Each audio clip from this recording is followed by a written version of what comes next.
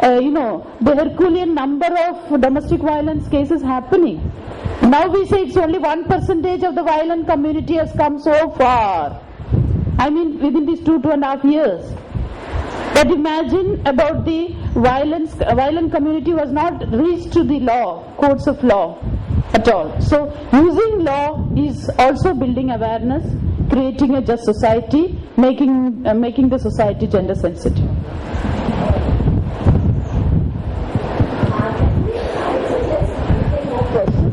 And then respond so that more people get time to talk and raise issues. मुझे कुछ इसमें इस तरह से कहना है कि मारिया जी ने कहा ये भी बात सही है कि ज्यादातर हम उसमें हम देखते हैं कि जब मैं काम शुरू करने का शुरुआत की 1987 से और तब से हम केसेस लेते आते हैं तो हमारा जो आप एडवोकेट की बात करते हैं लेकिन इसकी एडवोकेट हो या फिर हम कानून बनाने की जो बात करते हैं पार्लियामेंट हो जहां पर भी हो लेकिन इसका जो प्रचार होना ज्यादा से ज्यादा हम अधिक केस देखेंगे तो हम अलग अलग बहुत गरीब तबके के औरतों से आता है और उन तक ये जो प्रचार होना चाहिए वो नहीं होता है। चाहे हम ससुराल की प्रॉपर्टी के बारे में बात करें या फिर अभी डीबी एक्ट की बात करें, बहुत मुश्किल की बात है। आप अगर मास में जाकर के गरीब तबके में जिन्हें उनकी भाषा में ये समझना बहुत जरूरी है। हम देखते हैं कि उनके सामने आप अगर आज जाके कह दो कि कौटुंबिक हिंसाचार का कानून है, आ जाओ हम उसमें तुम्हें डालते हैं, तो औरत को समझता नहीं। इसलिए उनके साथ 2-3 बार बैठ के उनके परिवार के साथ बैठ के उनको बताना पड़ता है कि ये कानून क्यों बना, कैसे बना, किस लिए बनाया गया और कितने जद्दोजहद लड़ाई से ये बनाया गया। तो सबसे पहली बात है हर कानून के बारे में आप जैसे सोचते हैं बनाने की हम और आप कोशिश करते हैं। सबसे बड़ी बात है हमें लगता है ऐसा कि लोगों में जाके इसका प्रचार करना, लोगों को ये बात बताना, महिलाओं को खास करके कि हम इस कानून को कैसे हम इसमें हमारा फायदा महिलाओं का क्या है। जो भी हो हम 33% आरक्षण की बात उसमें भी तो बातें सुनाई जाती, जैसे आपको कहा कि औरतों तो घर में खाना बनाना, बच्चा बनाने की पैदा करने की मशीन, वो सब सुना जाता है। लेकिन उसके बावजूद हम और आप कहीं खड़े रह करके ये बातों को यहाँ पे लाके खड़ा करते हैं। मैं कीर्ति के बाद से थोड़ी देर सोच रही थी कि एक केस हमने डीबी एक्ट आने के पहले 7-8 साल पहले एक बेटे ने माँ को घर से निकाल दिया, जबकि उस प्रॉपर्टी में उस घर के अंदर में माँ और बेटे का दोनों का पिताजी ने शेयर बेटे को ज्यादा रखा और माँ को कम रखा। ये भी पिताजी और माँ का जमता नहीं था, इसलिए भी ये हुआ। और जब हम डीबी एक्ट नहीं था उस समय में हमने उसे हमारे सिविल कोर्ट में हमारा जो मेट्रो अपना मजिस्ट्रेट कोर्ट में डाला। आज उस औरत को हमने कोर्ट को ये भी कहा कि अगर आप इसको 6 साल 4 साल से आप लटका रहे तो हम इसको डीबी में डालेंगे। कोर्ट को चिट्ठी डाली हम लोगों ने, उसके बाद उस औरत को उसी कोर्ट ने हर महीने बेटे ने 10,000 रुपए देना चाहिए करके तय किया है। हमने डीबी में नहीं डाला, लेकिन क्या होता है कि कुछ कानून की बातें औरतों को पता नहीं रहती। खास करके हम बता दें कि महिलाओं को कानून की बातें बताने के लिए थोड़ा हमें प्रचार की भी बहुत जरूरत है। कैसे प्रचार करना चाहिए ये मैं यहाँ पर जोड़ना चाहूंगी कि हमारे लॉयर्स, हमारे लोग बहुत मदद करते हैं, बहुत आप और हम जद्दोजहद से लड़ते रहते हैं कि हम इस औरत को कुछ न कुछ उसको हक में दिलाना चाहिए, लेकिन मालूमात नहीं रहने से बहुत कमजोरी आती है, ये मेरा इसमें कहना है। तो उसके प्रचार के लिए हम क्या कर सकते हैं, मतलब आप तो आपका काम करके मदद लोगों को देते, हम जैसे संगठन के और भी संगठन ने महिलाओं में जाकर के प्रचार करना, उस भाषा में उनकी भाषा में भी समझाना बहुत जरूरी है।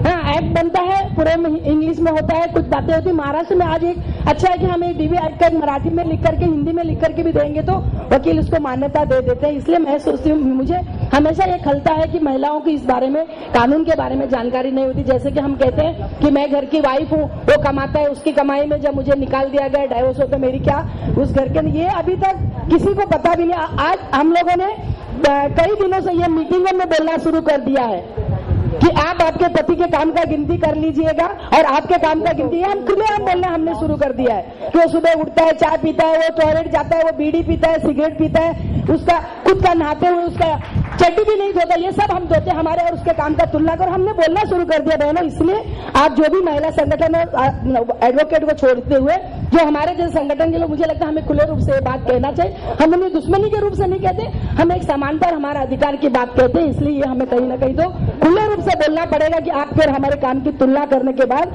हमें क्या मिलना चाहिए, उनको क्या मिलना चाहिए। या okay,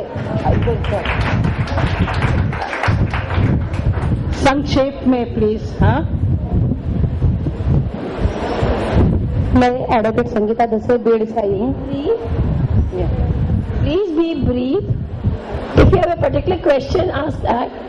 Don't repeat questions. If somebody else has asked the question, then you don't have to ask because that will be answered. मेरे कहने का खाली इतना मतलब है, अभी जो मैडम ने कहा उससे मैं सहमत हूँ। कल से जो अपना नेशनल कंसुलेशन के बारे में चल रहा है, वुमेन्स एक्ट के बारे में, ये सब जैसे जैसे जिन्होंने अपने अपने केसेस डील की उसके बारे में सबने बताया, मतलब सबकी प्रोसीजर एक ही है।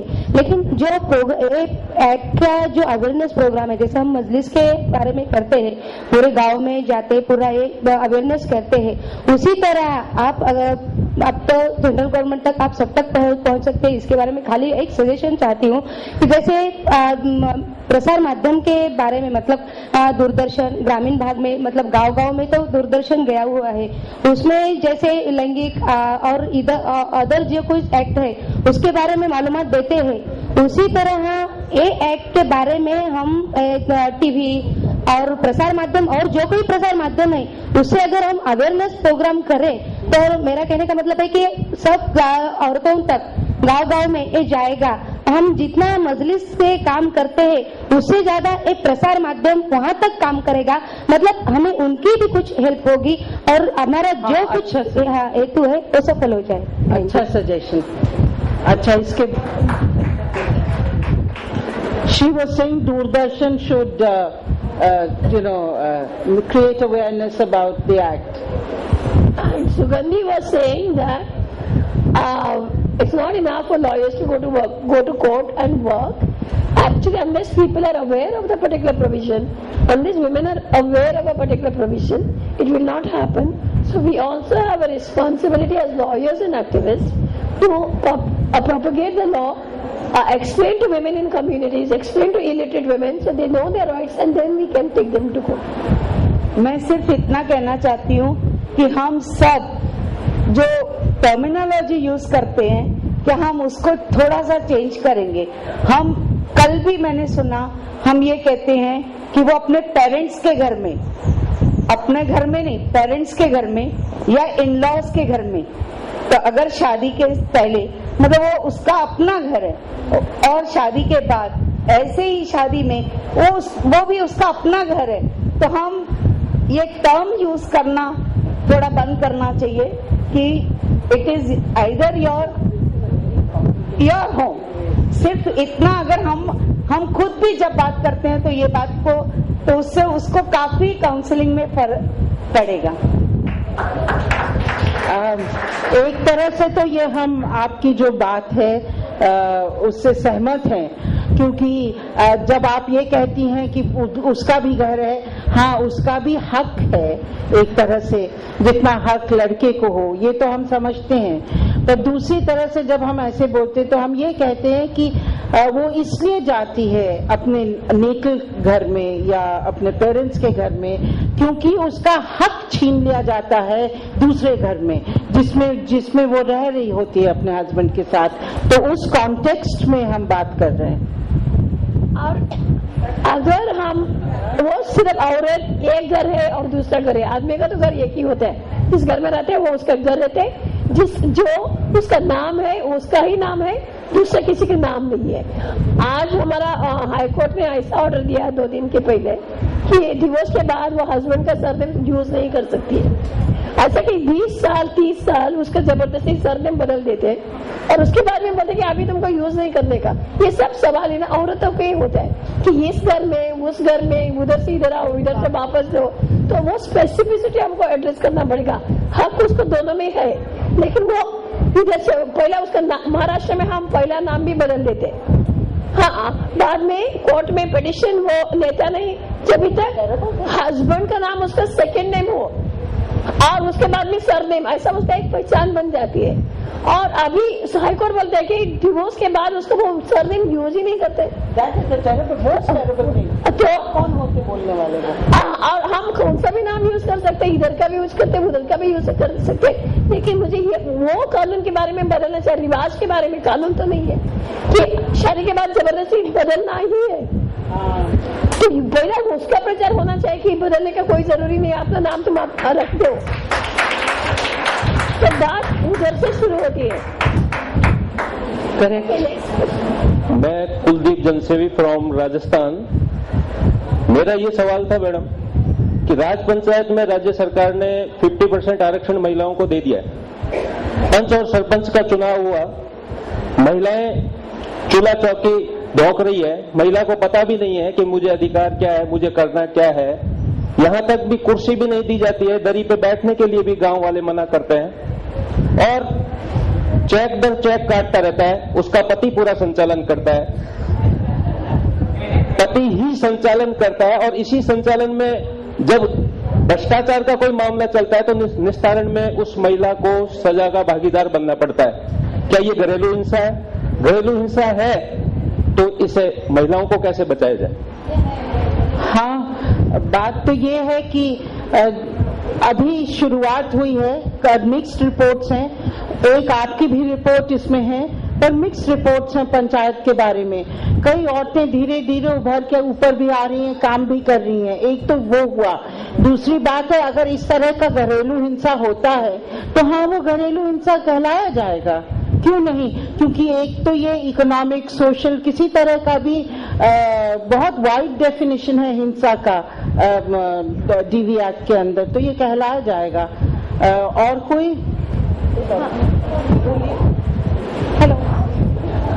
हेलो मैडम, अपन ने अभी तक शेयर होल्डर के बारे में बात की है, मगर व्हाट अबाउट एग्रीकल्चर लैंड? अभी तक एग्रीकल्चर लैंड के बारे में कोई डिस्कस नहीं हुआ और एग्रीकल्चर लैंड के बारे में भी डिस्कस होना बहुत जरूरी है। और वैसे जो प्रोसेस फी है, एग्जेम्प्टेड है कोर्ट फी, मगर प्रोसेस फी जो है ये ईच पर्सन 54 रुपीज लगता है। अगर 8 एनए है तो 400 रुपए का प्रोसेस फी भरना पड़ता है।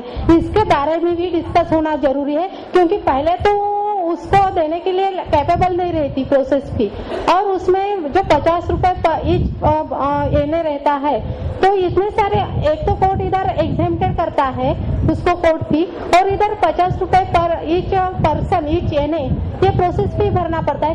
इसके बारे में भी अपने को डिस्कस करना बहुत जरूरी है। मेरा पॉइंट ये है, एक तो एग्रीकल्चर लैंड के बारे में और दूसरा है प्रोसेस फी के बारे में।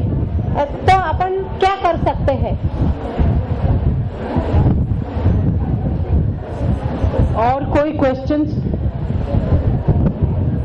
Good morning everybody, my name is Tanzeem, I am from Karnataka, विमोचना।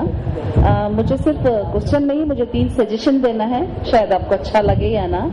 हम विमोचना से जैसे डाउरी के बारे में हम हर क्लास कॉलेजेस में एक सब्जेक्ट जैसा क्लासेस लेते हैं, लड़कियों को अवेयरनेस लाते हैं डाउरी क्या है, किस तरह का।